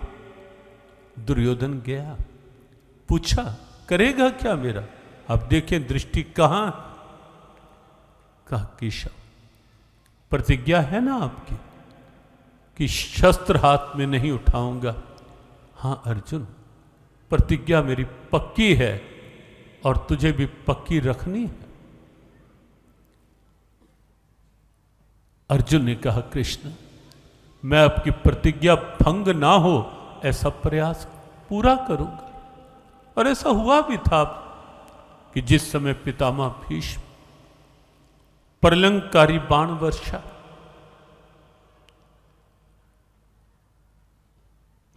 रथ से कूद पड़े थे गोविंद। संकेत किसी और प्रसंग में किया गया था आपको। रथ से कूद पड़े थे गोविंद, रथ के पहिए को, टूटे हुए पहिए को शस्त्र का रूप दे दिया था, चक्र का रूप दे दिया था। भागे थे, लेकिन अर्जुन ने पीछे से पकड़कर रोक लिया था। कृष्ण, क्यों तोड़ रहे हो अपनी प्रतिज्ञा? वापस चलो, आपको प्रतिज्ञा नहीं तोड़नी, नहीं टूटने दी थी प्रतिज्ञा। अर्जुन ने कहा केशव, आपकी प्रतिज्ञा है शस्त्र नहीं उठाऊंगा, मैं भी आपकी प्रतिज्ञा का ध्यान रखूंगा, लेकिन मेरा इतना ही आग्रह है, शस्त्र हाथ में भले ही ना पकड़ना, लेकिन मेरे रथ के घोड़ों की लगाम अपने हाथ में ले लेना, मेरे सारथी बन जाना गोविंद, मेरे सारथी बन जा। वह जीवन में एक सूत्र भी इसमें दिया गया है, मां मनुस्मर युद्ध च, जीवन के संघर्षों में घबराओ नहीं। जीवन है, संघर्ष रहेंगे ही, रहते ही। कोई भी जीवन ऐसा नहीं जहां स्ट्रगल्स नहीं होते। कहीं शरीर को लेकर स्ट्रगल्स होते हैं, कहीं अपने मन की वृत्तियों को लेकर संघर्ष होने लगते हैं, कहीं परिवार, कहीं व्यापार, कहीं कोई रिश्तेदार, कहीं सामाजिक संघर्ष सामने आ जाते हैं। कई तरह के संघर्ष होते हैं। जीवन संघर्ष तो रहेंगे ही, जीवन है, नाम ही जीवन संघर्षों का। हाँ, उन संघर्षों में घबराए नहीं, उकताए नहीं। क्या करें? बस इतना सा काम कर लें, अर्जुन बन जाएं, प्रभु को अपना साथी बना लें, और हो सके तो प्रभु को अपना सारथी बना लें, और प्रयास करें जब जब मन कहीं चिंता में आने लगे, उस समय ये निश्चित कर लें कि चिंताओं की लगाम उसके हाथ। अर्जुन ने यही कहा था, कृष्ण युद्ध करूंगा, गांडीव उठाऊंगा, लेकिन लगाम आपके हाथ में होगी, अर्थात युद्ध का परिणाम आपके हाथ में होगा। वर्तमान पर दृष्टि रखूंगा, भविष्य क्या होगा उसकी चिंता मैं नहीं करूंगा केशव, उसकी चिंता की लगाम आपको सौंप रहा हूं। यह लगाम केवल रथ के घोड़ों की एक रस्सी मात्र नहीं है कृष्ण, ये लगाम मेरे भविष्य की सारी चिंताओं की लगाम है आपके हाथ। मेरे जीवन के रथ की लगाम है आपके हाथ में कृष्ण, केवल ये बाहर के इस रथ की नहीं। और उपनिषदों ने क्या सुंदर उपमा दी है, कठोपनिषद ने जीवन को लेकर के, आत्मानम रथिनम विद्धि शरीरम रथमेव तो बुद्धिम तु सारथिम विद्धि मनः प्रग्रहमेव च इंद्रियाणि हयानाहुर विश्यांस्तेषु गोचरा। कठोपनिषद के ऋषि बहुत अद्भुत उपमा दी। ये शरीर एक रथ, आत्मा इसका रथी है, बुद्धि इसकी सारथी है, मन इसकी लगाम है, इंद्रियां घोड़े हैं, और इंद्रियों के विषय जो हैं वो इन घोड़ों के विचरण करने का मार्ग है। ये इंद्रियों के घोड़े सही मार्ग पर चलें, इसके लिए आवश्यक है कि बुद्धि रूपी सारथी अच्छा होना चाहिए। अर्जुन ने कृष्ण को सारथी बनाया, अर्थात अपने निर्णयों की दुविधा कृष्ण के हवाले कर दी, बुद्धि में कृष्ण को विराजित कर लिया, क्योंकि बुद्धि सारथी है ना। बुद्धि में कृष्ण को, निर्णय कृष्ण का कर लिया, उसके बाद लगाम मन की उनके हाथ में, तो भला इंद्रियों के घोड़े क्यों नहीं सन्मार्ग की ओर चलेंगे।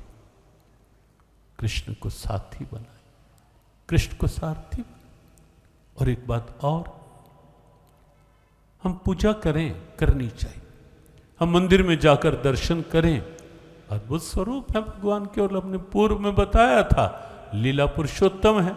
कहीं किसी रूप में आप देखेंगे, वृंदावन भी आप जाएं, वृंदावन के 7 ठाकुर तो प्रगट ठाकुर हैं। श्री कृष्ण कृपा धाम ने एक बार प्रयास किया था कि एक चित्रकार को बिठा करके उन 7 वहीं आश्रम में बैठ के कि उन जो 7 ठाकुर हैं, जो वृंदावन में कहीं ना कहीं संतों के भाव से प्रकट हुए, प्रथम दर्श गोविंद रूप को अति प्यारो, दूजे मोहन मदन सनातन रुचि उर्धारो, तीजे गोपीनाथ मधु हंसकंठ लड़ायो, चौथे राधा रमण भट्ट गोपाल लड़ायो, पंचम श्री हरिवंश के सुवल्लभ राधा, पंचम युगल किशोर व्यास सुख दियो अगाधा। अब यहाँ पीछे बागेश्वर धाम में जब गीता में हनुमान और हनुमान में गीता की बृहद आयोजन सत्संग चर्चा चल रही थी, तो वहाँ से बहुत दूर नहीं थे, था पन्ना, हाँ वहीं से ही गए थे, तो हम पन्ना गए। अब जुगल किशोर वहाँ विराजे, अद्भुत, वहाँ भी एक अद्भुत आस्था का केंद्र वो। छठवें युगल किशोर व्यास सुखदेव अगाधा और सातम श्री हरिदास के कुंज बिहारी। ये सात प्रगट ठाकुर आप अलग अलग रूपों में देखेंगे। कहीं किसी रूप में है गोविंद, कहीं किसी रूप में है, कहीं आप द्वारका में जाएंगे, कहीं और उधर डाकोर पहुंच जाएं तो रणछोड़ राय के रूप में आप देखें वही गोविंद हैं। और कहीं हमारे गुरुदेव तो एक अलग सी मुद्रा में उनकी उपासना का केंद्र अलग ही रहा। गीताधारी मैंने अपना दे दिया है दिल तुझे। हाँ, गीताधारी के रूप, गीता हाथ में धारण किए हुए गोविंद, गीता उपदेष्टा गोविंद। तो अलग अलग रूप दर्शन करें, अच्छा है, करने चाहिए, लेकिन पर्याप्त नहीं है। दर्शन भी अच्छे हैं, लेकिन उन्हें अपने जीवन के रथ का साथी बनाएं, जीवन का साथी बनाएं और जीवन के रथ का सारथी बनाएं। और हो सके तो ये भविष्य की चिंताएं जो बात बात में कहीं मन जरा जरा सी बात पे कई बार टेंशन बना लेता है, बहुत सोचने की आदत बना लेता है, छोटी छोटी बात कई बार हमारी चिंता बन जाती। व्यासपीठ का आग्रह है, इससे बचें। हर बात को अपनी टेंशन, अपनी चिंता बनने की अनुमति ना दें। उस समय भगवान पर दृष्टि रखें और आपको लगेगा कितने प्यार से हमारे प्यारे प्रभु आपको कहते हुए सुनाई देंगे, माँ शुचाह, माँ शुचाह, माँ शुचाह, तू शोक मत कर पार्थ। और उस समय पार्थ कोई और नहीं, उस समय मैं ही हूं पार्थ। ये भाव बनाएं और भगवान मुझे ही कह रहे हैं, मैं हूं ना तेरे साथ। कई बार लगता है ना कि कोई सुनता नहीं, कोई मानता नहीं, कोई साथ नहीं। उस समय गीता जी का ये भाव देख लेना, जहां भगवान गोविंद कहते हुए अनुभव होंगे, मां शुचा पार्थ, तू चिंता मत कर। और एक बार नहीं, 2 बार ये शब्द आया मां शुचा। 16वें अध्याय के 5वें श्लोक, तेरा तो जन्म दैवी संपदा में हुआ है अर्जुन, तू क्यों चिंता करता है। और फिर कहा, अहम त्वा सर्व पापेभ्यो मोक्षयिष्यामि मां शुचा, मैं हूं ना पार्थ, तुम मेरी शरण में आ जा, मामेकम शरणम व्रज, मैं तेरी सारे पाप ताप संताप समाप्त कर दूंगा। तू चिंता मत कर, तू शोक मत कर। बस इतना सा काम, इस सूत्र को हम जीवन में ले लें। जैसे अर्जुन ने कहा, मैं मेरा काम करूंगा कृष्ण, और आप अपना काम करना, लगाम आपके हाथ में होगी। कृपा करना आपका काम है, कर्म करना मेरा काम है। मैं मेरा काम करूंगा, आप अपना काम करना। और आज ये विश्वास लेकर जाना कि यदि हमारी दृष्टि उनकी कृपा पर रहेगी तो उनकी कृपा दृष्टि निश्चित हमारे पर रहेगी, उनकी कृपा दृष्टि निश्चित हमारे पर रहेगी। लेकिन पहले हमारी दृष्टि उन पर हो। हम ये विश्वास बनाएं कि हम अपना काम करें, वो अपना काम करेंगे। वो अपना काम करेंगे, तू अपना काम किए जा। वो अपना काम करेंगे, तू अपना काम किए जा। मन छोड़ दे जग की चिंता, बस प्रभु का नाम लिए जा। मन छोड़ दे जग की चिंता, बस प्रभु का नाम लिए जा। मन छोड़ दे जग की चिंता, बस प्रभु का नाम लिए जा। मन छोड़ दे जग की चिंता, बस प्रभु का नाम लिए जा।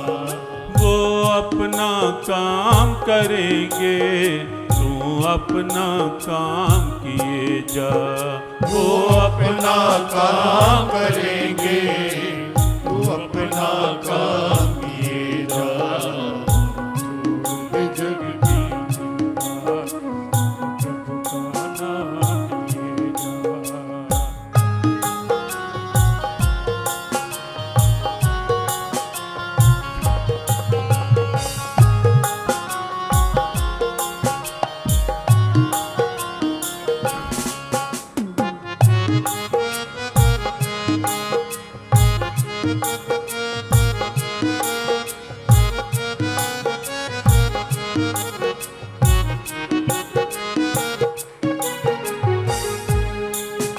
प्रभु से ही प्रभु को मांग कर अर्जुन ने चिंता छोड़ी। प्रभु से ही प्रभु को मांग कर अर्जुन ने चिंता छोड़ी।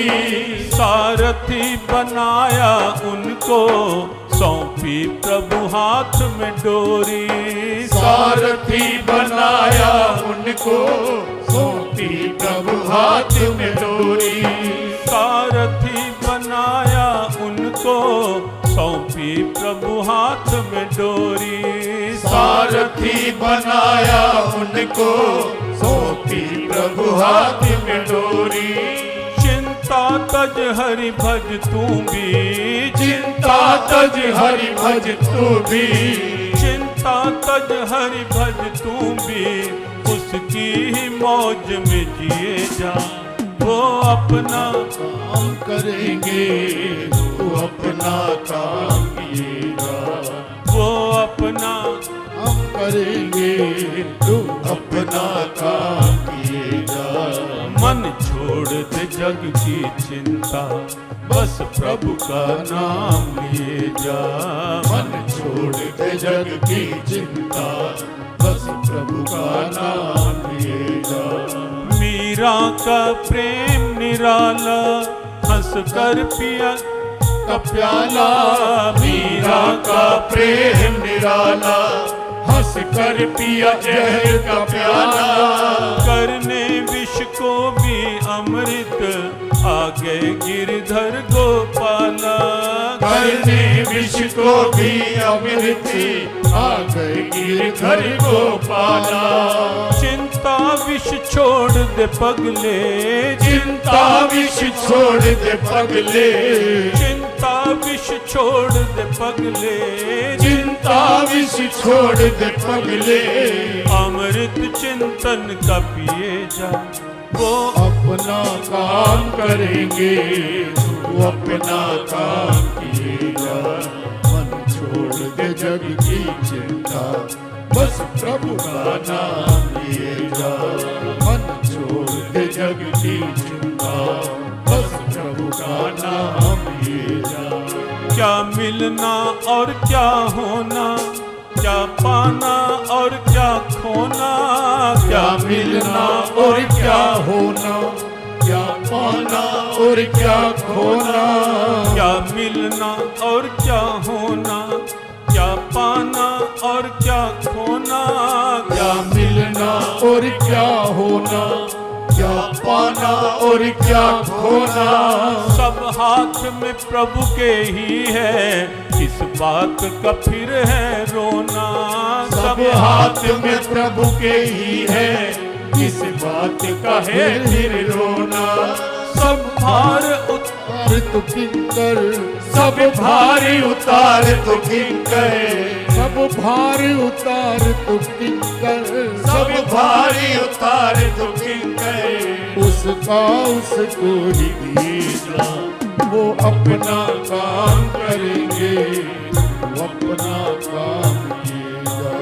वो अपना काम करेंगे, वो अपना काम किएगा। मन छोड़ दे जग की चिंता, बस प्रभु का नाम लिए जा। मन छोड़ दे जग की चिंता, बस प्रभु का नाम लिए जा।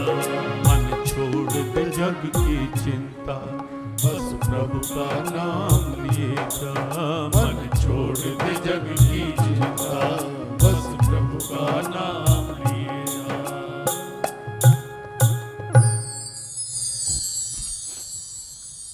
सार की बात, अर्जुन ने अपनी चिंता छोड़ी, केवल लगाम नहीं छोड़ी। अर्जुन ने भविष्य के परिणाम पर दृष्टि छोड़कर वर्तमान पर दृष्टि रखनी प्रारंभ कर दी। गीता का यह एक आप्त वाक्य श्लोक जो है, कर्मण्येवाधिकारस्ते मा फलेषु कदाचन, जो गोविंद भगवान ने कहा कि तू अपने कर्तव्य पर दृष्टि रख पार्थ, क्या मिलना है वो वहाँ तेरी दृष्टि नहीं होनी चाहिए पार्थ, क्या करना है मेरा क्या कर्तव्य है, दृष्टि वहाँ होनी चाहिए। भगवद गीता निश्चित और निस्संदेह ऐसा एक अद्भुत ग्रंथ है जो हमारी दृष्टि को ठीक करने वाला है। सृष्टि में रहना है, व्यवहार करना है, करना ही चाहिए।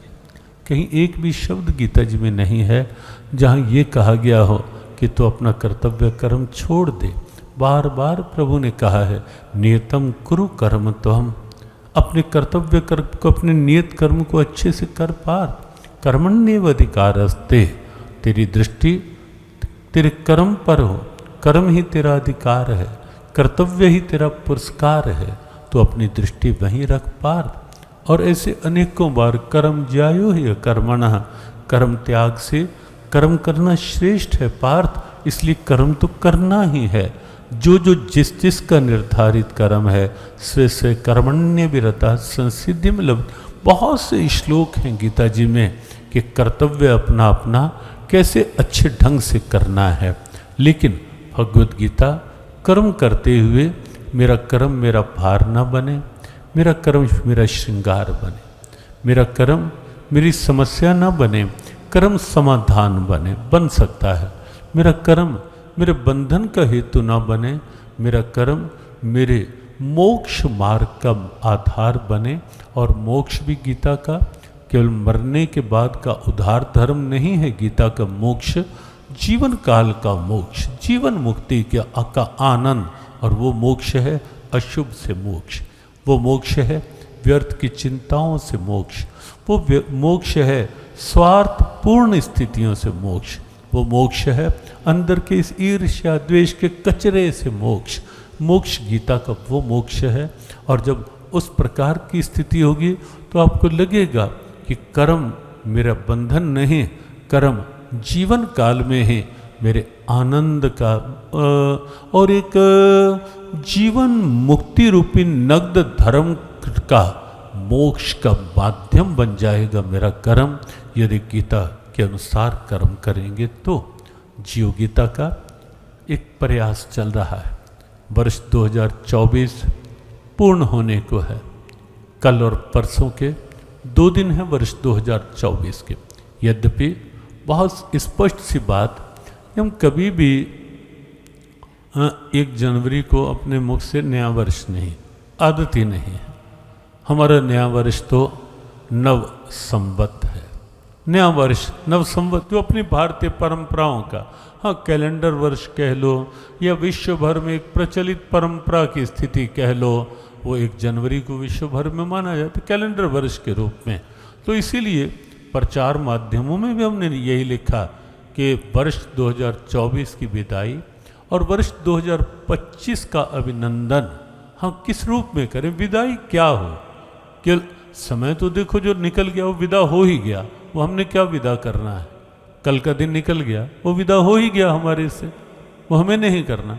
लेकिन इस समय की विदाई के साथ, वर्ष 2024 की विदाई के साथ गीता की ऐसी हम दृष्टि का अभिनंदन करें जो वास्तव में जीवन को जीवन बना दे, जीवन में से मनुष्यता को प्रकट कर दे। आज सबसे बड़ी समस्या यही है कि मनुष्य बनकर नहीं रहना सीख पाता। हमारे गुरुदेव कहा करते थे अगर इंसान सच्चे अर्थों में इंसान हो जाए तो फिर पहचान कर खुद को वो खुद भगवान हो जाए। आवश्यकता इस बात, और गीता उस इंसानियत को अंदर से प्रकट करने का शास्त्र है। और धीरे धीरे गीता आसुरी संपदा की विदाई करके दैवी संपदा का अभिनंदन करके जीवन में देवत्व को प्रकट करने का ग्रंथ है।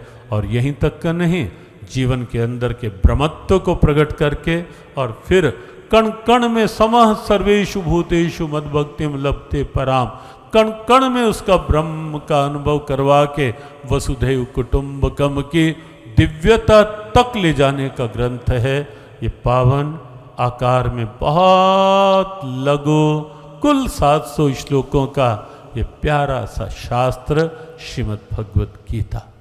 जियो गीता का प्रयास है कि अगले वर्ष 2025 में कुछ एक योजनाबद्ध ढंग से आदर्शग्रस्त के लिए क्या क्या गीता का हो सकता है। और आप सबका भी केवल वही सहयोग हम चाहेंगे। व्यासपीठ से कभी भी किसी और अपील का कभी भी स्वभाव नहीं रहा, न व्यासपीठ से अपना और न मंच की ओर से कोई और अपील की जाती है।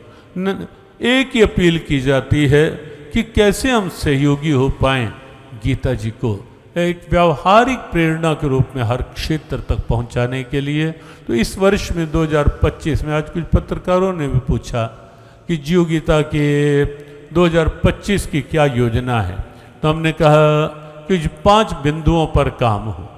आदर्श ग्रस्त, घर में गीता के सूत्र कौन से हों जो ग्रस्त को आदर्श रूप दे दे, और शिक्षा के क्षेत्र में कैसे गीता के कोई सूत्र लाए जाएं, चिकित्सा के क्षेत्र में चिकित्सा व्यवसाय सेवा बन जाए, आप हंसें, मानवता मुस्कुराए।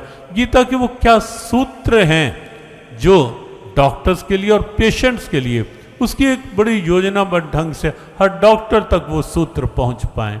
और ऐसे युवाओं के लिए विशेष, विश्व भर के युवाओं के लिए गीता जी का कुछ ऐसे 2-3 सूत्र आह्वान के रूप में जियो गीता की ओर से निकलें, हर रूप में, सोशल मीडिया जैसे भी हो, कॉलेज यूनिवर्सिटी में, तो वो निकलें और फिर जेलों में गीता हो।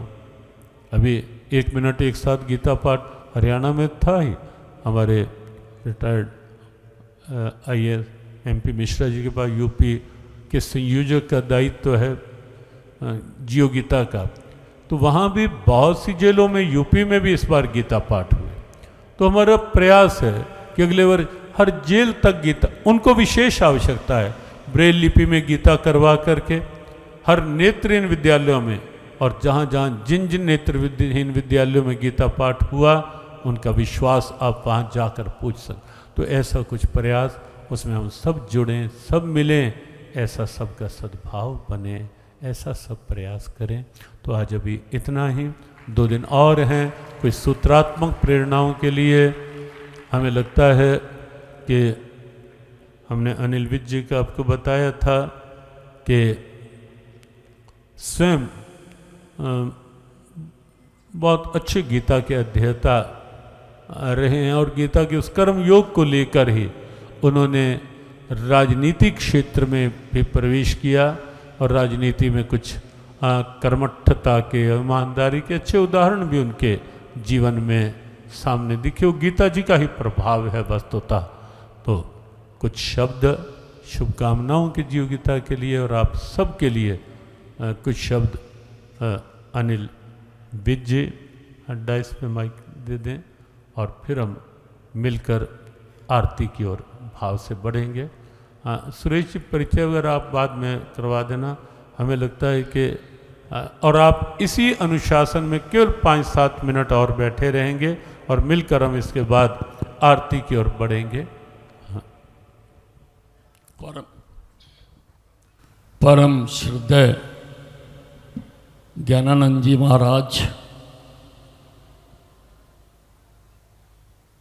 जिन देवियों और सज्जनों पर प्रभु की विशेष कृपा हुई है कि यहाँ पर जो पिछले कुछ दिन से अमृत वर्षा हो रही है, उसका पान करने के लिए आप यहाँ आए हैं। आप भाग्यशाली हैं, ईश्वर ने आपको चुना है कि आप के कदम इस ओर बढ़ें और जिंदगी को सार्थक करने के लिए गीता में जो मार्ग बताए गए हैं, अभी महाराज जी द्वारा अनेक प्रसंगों से, अनेक श्लोकों के माध्यम से वो हमें बताने की कोशिश की गई है। गीता हमारी best friend, philosopher and guide है। जिंदगी के किसी भी मुकाम पर अगर अड़चन आ जाए, ये समझ ना आए कि करना है क्या और ना करना है क्या, तो गीता जी में कहा है, फक्त शास्त्र को बना रहनुमा, तुझे करना है क्या और ना करना है क्या। यानी गीता को आप अपना शास्त्र माने और आपके हर प्रश्न का ये केवल महाभारत के युद्ध की कहानी नहीं है, ये युद्ध तो हम सब में भी चल रहा है। हम सब के अंदर कौरव भी हैं, पांडव भी हैं, और विवेक जो है वो परमात्मा का दिया हुआ ज्ञान है। जिसने वो जितना हासिल कर लिया उतना ही वो सफलता की ओर बढ़ता चला जाता है। जहाँ जो हमारे अंदर कौरव हैं, जहाँ वो उससे गिर जाता है और जहाँ पांडवों की जीत हो जाती है। लेकिन अगर हम विवेक को जगाएं, ईश्वर सबको ज्ञान देना चाहता है, लेकिन उसके लिए हमें अपना पात्र भी में भी जगह होनी चाहिए, तभी उसका ज्ञान उसमें भरा जा सकता है। अगर हमारा जो पात्र है, अगर हमारी जो बुद्धि है वो लोभ मोह अहंकार से भरी हुई है, तो जब तक उसमें जगह ही नहीं है तो उसमें ज्ञान किस प्रकार से आकर समाएगा। ईश्वर तो सबके लिए एक है, सबको देना चाहता है, लेकिन हमने उसके लिए जगह बनानी है।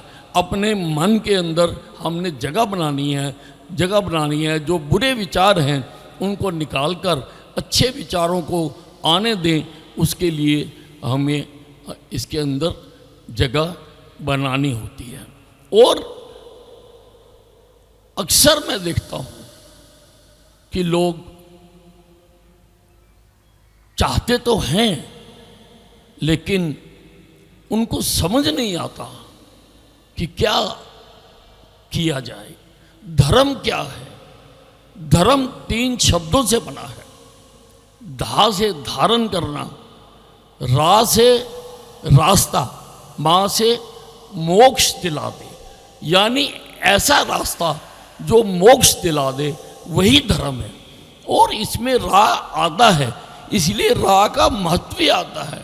लेकिन सारी जिंदगी हम रास्ते ढूंढते रहते हैं। एक बार एक सन्यासी जी थे, वो जा रहे थे एक जगह पर, उनको बहुत मधुर वातावरण मिला, तो उन्होंने कहा कि आज मैं अपना ध्यान यहीं बैठकर लगाऊंगा।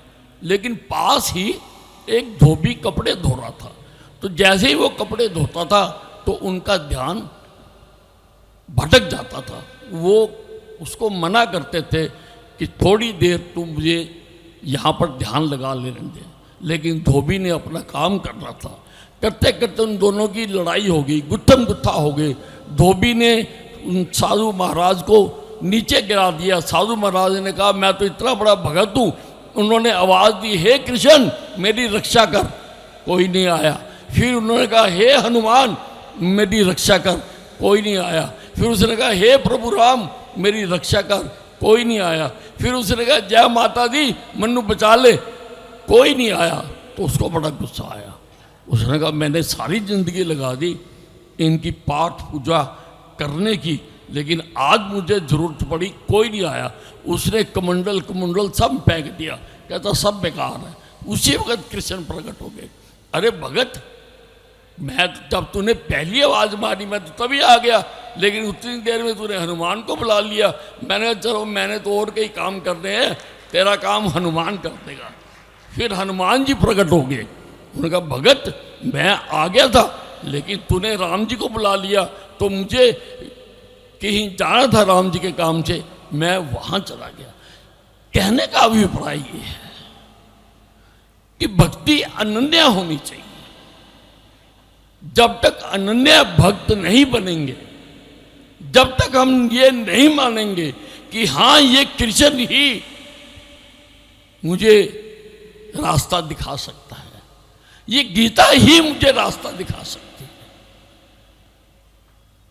श्रद्धावान लौटे ज्ञानम, गीता जी में कहा है कि गीता का ज्ञान का लाभ उसी को होगा जिसकी श्रद्धा होगी। इसलिए आप भाग्यशाली हैं। वैसे तो इतना आनंद विभोर सभी हुए थे कि उसमें कोई व्यवधान डालना नहीं चाहिए था, उसके बाद बोलना नहीं चाहिए। श्रवण मनन और स्वाध्याय कहा गया है, इतनी ज्ञान की बातें सुनने के बाद तो बीच में किसी और की बात सुननी नहीं चाहिए, मुझे बोलना भी नहीं चाहिए था, लेकिन महाराज जी का आदेश था, इसलिए आपके बीच में आया। आप मुझे कृपया माफ़ करेंगे। धन्यवाद। हम बहुत बहुत शुभकामना। हमने बताया कि अनिल जी ये कब प्रारब्ध थी कि अनिल विज जी राजनीतिक क्षेत्र में चले गए, वरना प्रारंभिक यात्रा में तो हमारे साथ ही थे अनिल जी। क्यों अनिल जी? प्रारंभिक यात्रा में हमारे साथी ही थे गुरु आश्रम के। तो प्रारब्ध इस रूप में, लेकिन इस रूप में भी उनका एक उदाहरण भगवान की कृपा बनी रहे। और हमारे मध्य हरियाणा विधानसभा के डिप्टी स्पीकर उपाध्यक्ष कृष्ण मिड्डा जी भी यहाँ उपस्थित हैं। हमारा ध्यान बाद में गया उनकी ओर। और कृष्ण मिड्डा जी भी जींद से बहुत वर्षों से आपके पिताश्री डॉक्टर हरिचंद मिड्डा जी हमारे जींद संस्था में एक समर्पित भूमिका में, प्रमुख भूमिका में रहे। और जब जब जींद में जाना होता था और वो सत्संग में बिल्कुल पीछे कहीं जहाँ जगह मिलती थी चुपके से आकर बैठ जाते थे। वही भाव डॉक्टर कृष्ण मिड्डा जी में भी साथ साथ बना हुआ है। बहुत बहुत शुभकामना। गौ सेवा और गीता पान, सेवा और गीता पाठ, नित्य नियम से मंत्र जाप, नित्य नियम से मंत्र जाप, करते रहो जब तक है श्वास, करते रहो जब तक है श्वास। सभी सुखी हो सभी निरोगी, सभी सुखी हो सभी निरोगी, सब पर बरसे कृष्ण कृपा, सब पर बरसे कृष्ण कृपा। मंगलमय हो सबका जीवन, मंगलमय हो सबका जीवन, घर घर बरसे कृष्ण कृपा, हर घर बरसे कृष्ण कृपा, सब पर बरसे कृष्ण कृपा, सब पर बरसे कृष्ण कृपा। मेरे नाथ मेरे नाथ, मैं आपको भूलूं नहीं, मैं आपको भूलूं नहीं। मेरे नाथ मेरे नाथ, मैं आपसे दूर ना रहूं, मैं आपसे दूर ना रहूं, आप मुझसे दूर ना रहें। आप मुझसे दूर ना रहे।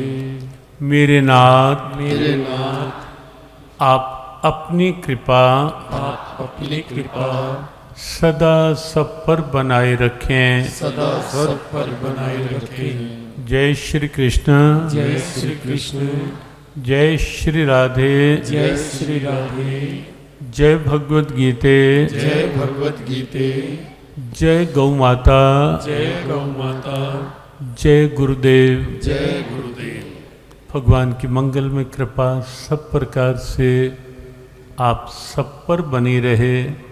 आज तीसरे दिन के सत्संग सत्र विश्राम पर सबके लिए बहुत बहुत शुभकामना। और ये संकेत करते हुए कि अगले 2 दिनों में कुछ और विस्तार से हम गीता जी के कुछ सूत्र लेंगे कि कैसे हमारी दृष्टि वो बन जाए जिससे सर्वत्र तू ही तू हो और स्वाभाविक मन में शांति हो, आपस में सद्भाव हो और हम सब अच्छी मानवता की ओर आगे बढ़ पाएँ।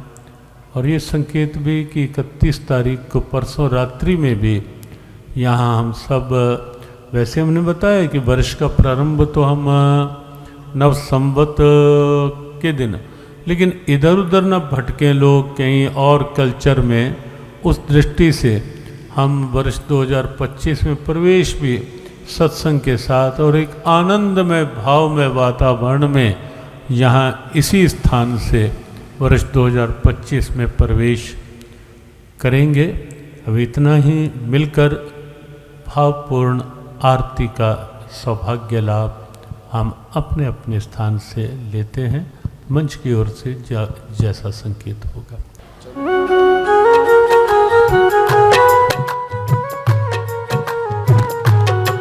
आओ मिल सब आरती गाएं भगवती गीता माता की। आओ मिल सब आरती गाएं भगवती गीता माता की। गीता माता की, भगवती गीता माता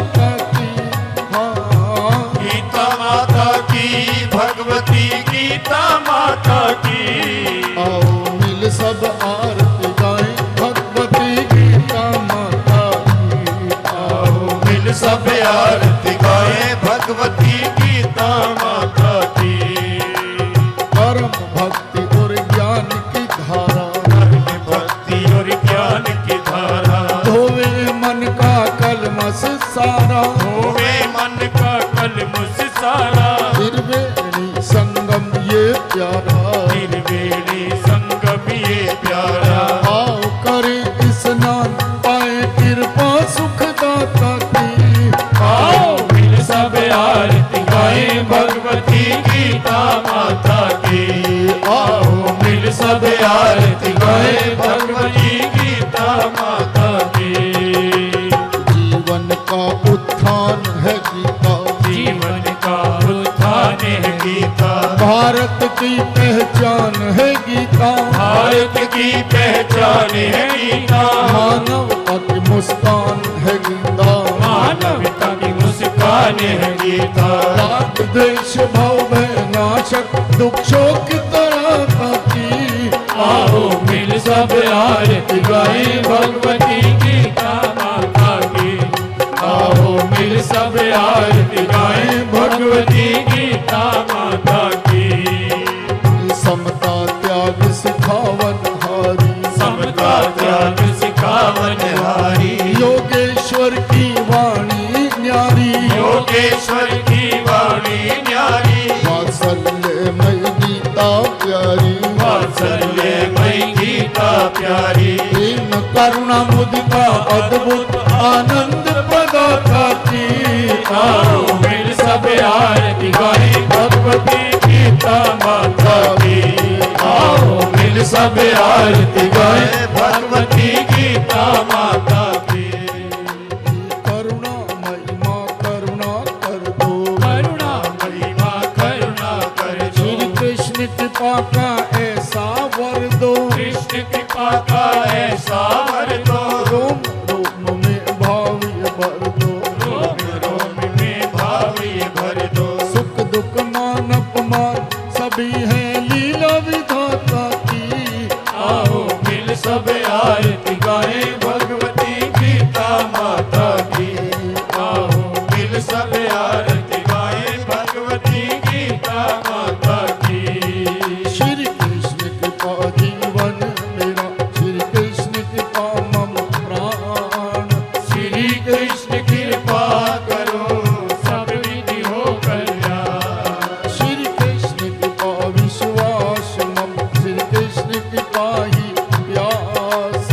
रहे हर पर हर समय मुझे श्री कृष्ण कृपा की याद।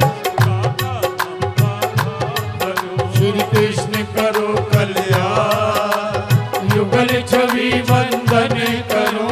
जय जय राधे श्याम।